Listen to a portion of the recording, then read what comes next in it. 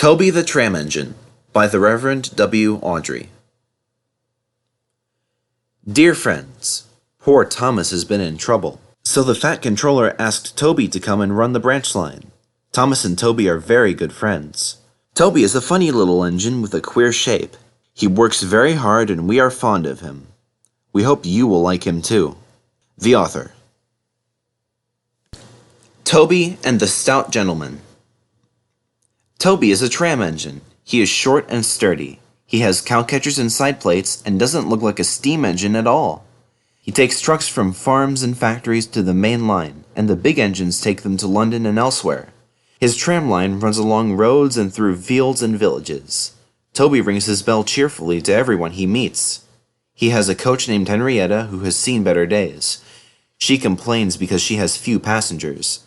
Toby is attached to Henrietta and always takes her with him. She might be useful one day, he says.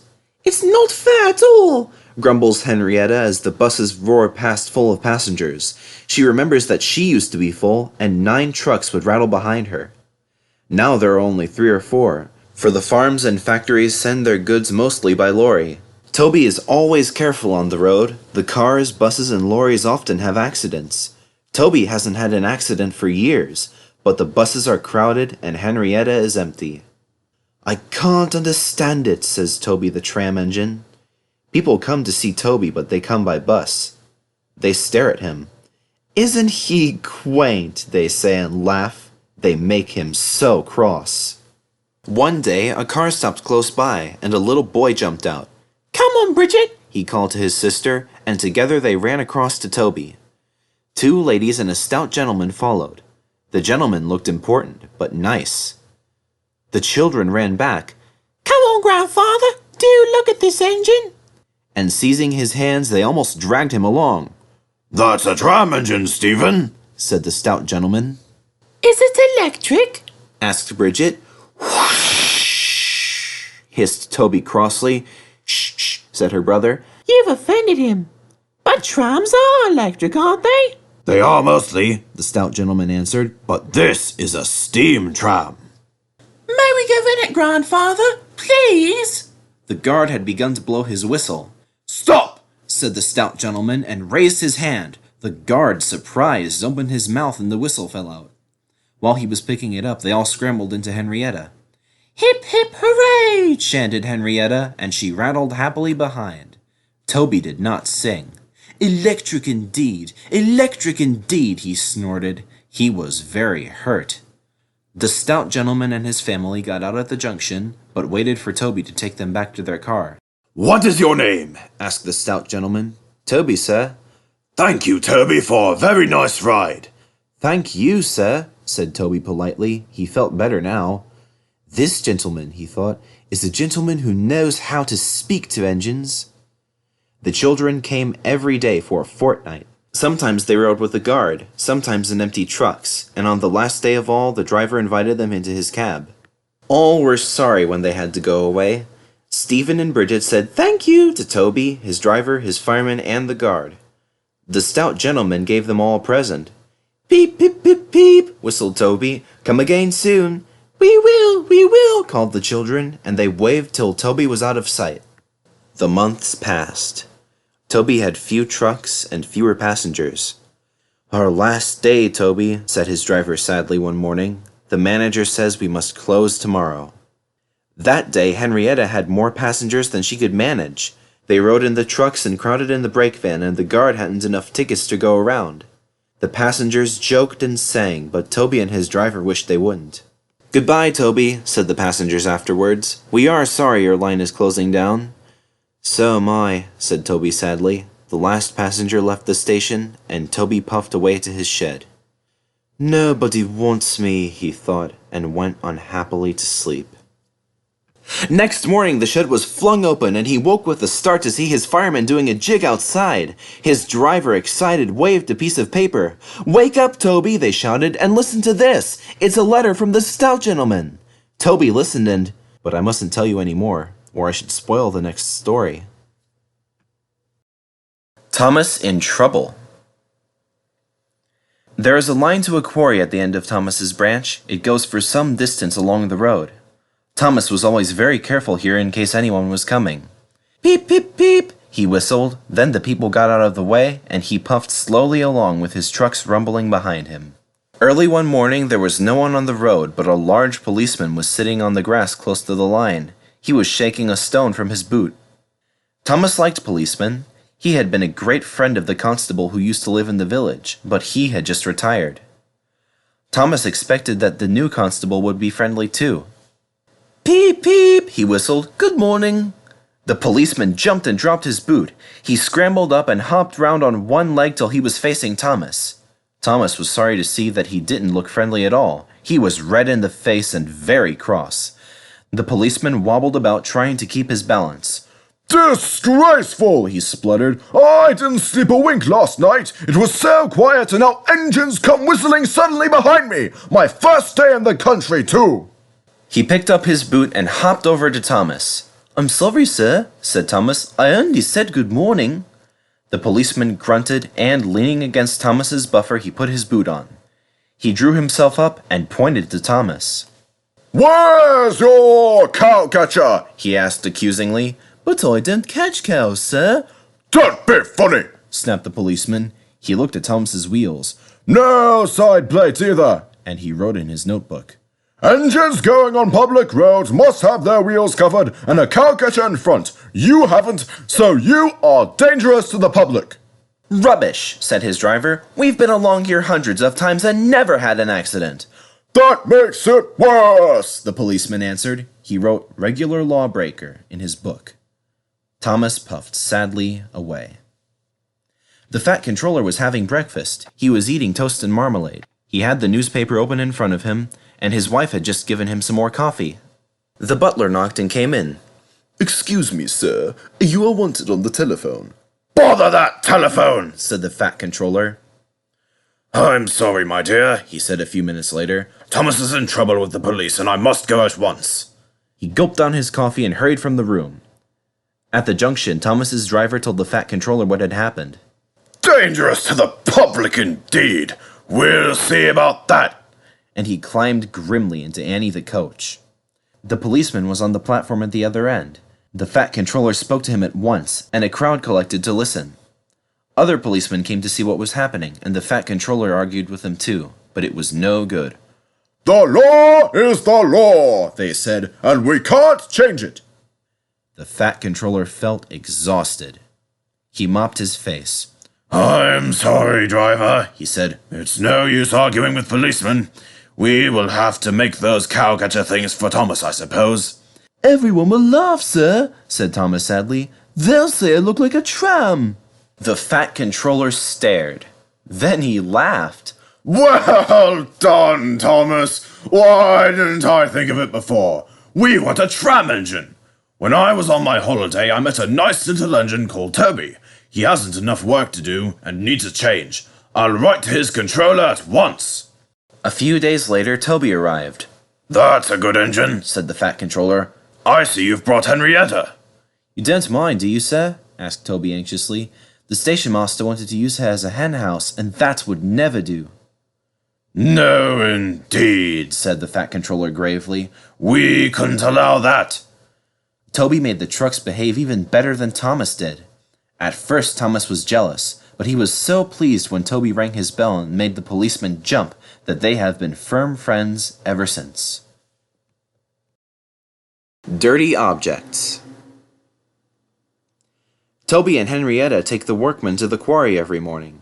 At the junction, they often meet James. Toby and Henrietta were shabby when they first came and needed new paint. James was very rude. "Ugh, what dirty objects!" he would say. At last, Toby lost patience. "James," he asked, "why are you red?" "I am a splendid engine," answered James loftily. "Ready for anything. You never see my paint dirty." "Oh," said Toby innocently, "that's why you once needed bootlaces. To be ready, I suppose." James went redder than ever and snorted off. At the end of the line, James left his coaches and got ready for his next train. It was a slow goods, stopping at every station to pick up and set down trucks. James hated slow goods trains. "Dirty objects from dirty sidings! Ah!" he grumbled. Starting with only a few, he picked up more and more trucks at each station till he had a long train. At first, the trucks behaved well, but James bumped them so crossly that they determined to pay him out. Presently, rumbling over the viaduct, they approached the top of Gordon's Hill. Heavy goods trains halt here to pin down their brakes. James had had an accident with trucks before, and should have remembered this. "Wait, James, wait," said his driver, but James wouldn't wait. He was too busy thinking what he would say to Toby when they next met. Too late, he saw where he was and tried to stop. "Hurrah! Hurrah!" laughed the trucks, and banging their buffers, they pushed him down the hill. The guard tightened his brakes until they screamed. "On! On! On!" yelled the trucks. "I've got to stop! I've got to stop!" groaned James, and setting his brakes he managed to check the truck's mad rush, but they were still going much too fast to stop in time. Through the station they thundered and lurched into the yard. James shut his eyes. There was a bursting crash, and something sticky splished all over him. He had run into 2 tar wagons and was black from smokebox to cab. James was more dirty than hurt, but the tar wagons and some of the trucks were all to pieces. The breakdown train was in the yard, and they soon tidied up the mess. Toby and Percy were sent to help, and came as quickly as they could. "Look here, Percy," exclaimed Toby. "Whatever's that dirty object?" That's James, didn't you know? "It's James's shape," said Toby thoughtfully. "But James is a splendid red engine, and you never see his paint dirty." James shut his eyes and pretended he hadn't heard. They cleared away the unhurt trucks and helped James home. The fat controller met them. Well done, Percy and Toby, He said. He turned to James. Fancy letting your trucks run away. I am surprised. You're not fit to be seen. You must be cleaned at once. Toby shall have a coat of paint. Chocolate and blue, I think. "Please, sir, can Henrietta have one too?" Certainly, Toby, he smiled. She shall have brown like Annie and Clarabelle.